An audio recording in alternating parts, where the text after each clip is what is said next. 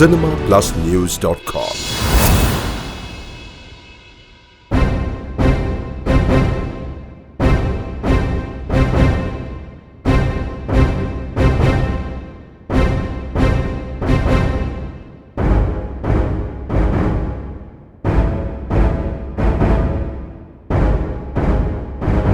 Petition காலேஜுக்கு வந்து நாங்கள் மேட்ச் ஆட வந்துட்டு இருந்தோம் சார். அப்போ ஒரு சின்ன ஆக்சிடெண்ட்டு, சடன் பிரேக் அடிச்சிட்டாங்க காரில் போகிறவங்க. அப்போ வந்து என் ஃப்ரெண்டு பைக் ஓட்டிகிட்டு இருந்தான். அவன் பைக் இடிச்சுட்டு மகாடு ஒஞ்சிச்சு சார். நான் ஒன்றே அந்த மேம் கிட்ட வந்து நாங்கள் சண்டை போட்டிருந்தோம். மேம் எங்களுக்கு எதுவும் வேணாம், எங்கள் மகாடை மட்டும் ரெடி பண்ணி கொடுத்துருங்க வண்டி அப்படின்னு சொல்லிட்டு ரெடி பண்ணி இது பண்ணியிருந்தோம் சார். அவங்க கூட பேசிகிட்டே இருந்தோம் சார். எங்கள் கூட பேசிகிட்டே இருந்து அவங்க 2 அடி அதான் அடிக்கிற மாதிரி கோவமாக டென்ஷனாக பேசினாங்க.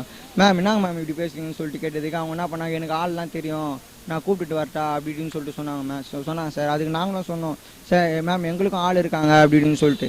உடனே வந்து நடிகர் சூர்யா வந்து அந்த பிரிட்ஜை கிராஸ் பண்ணி போகும்போது உடனே அங்கே டிராஃபிக்காக இருந்த இடத்துல கடகன்னு உடனே இறங்கி என்னை வந்து 2 அடி அடிச்சார் சார். அடித்த உடனே எனக்கு ஏற்கனவே கேராக இருந்தேன் விழுந்ததில். அவர் அடித்த உடனே இன்னும் கேர் ஆகிடுச்சு சார். எனக்கு வாமிட் வர மாதிரி ஆகிடுச்சு. இப்போ கூட எனக்கு வாமிட் வந்து இந்த போலீஸ் ஸ்டேஷன்லேயே வாமிட் எடுத்துருந்தேன். அப்புறமா ஒரு டிராஃபிக் போலீஸ் வந்தார்.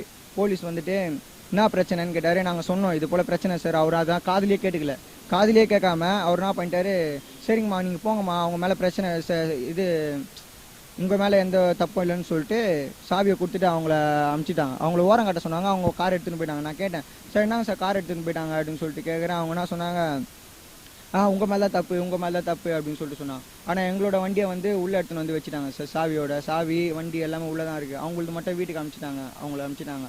அதை நான் கேட்டேன் சார் என்னங்க சார் காரில் வந்தவங்களாம் இது பண்ணணுமா பண்ணாங்களா என்னங்க சார் அப்படின்னு சொல்லிட்டு சார் கேட்டேன். அவர் திட்டியே அமுச்சிட்டார் சார். எங்களை ஃபுல்லாக அமுச்சிட்டார். நாங்கள் என்ன பண்ணோம், 4:45 போலீஸ் ஸ்டேஷன் வந்தோம் சார். வந்து கம்ப்ளைண்ட் கொடுக்கறதுக்காக மேலே அனுப்பிச்சாங்க. மேலே அனுப்பிச்சு 1.5 ஹவர். நாங்கள் 4:45 வந்தோம். 6:20 தான் சார் நாங்கள் கீழே வந்து பார்க்குறோம், யாருமே இல்லை. அப்புறமா அட்வொகேட்லாம் வந்து பேசி போலீஸ்கார்கிட்ட பேசி அப்புறமா தான் சார் எங்களுக்கு இதுவே பண்ணாங்க. கொடுத்துட்டோம் சார். அது அவங்க என்ன சொன்னாங்க, சரி நாங்கள் விசாரணை பண்ணி சொல்கிறோம் அப்படின்னு சொல்லிட்டு சொன்னாங்க சார். அதுக்கப்புறம் எந்த இதுவும் சொல்லலை எனக்கு.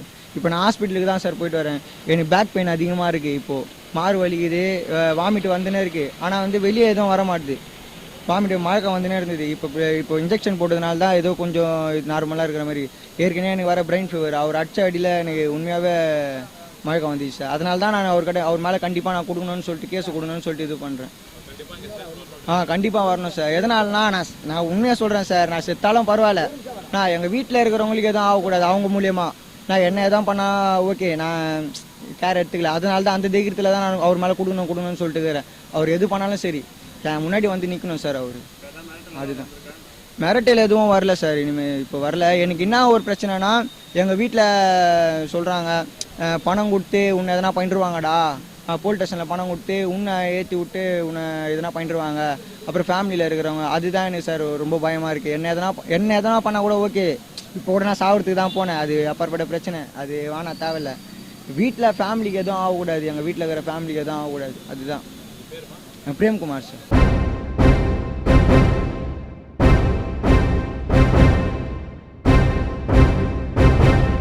எங்கே படித்தாங்க?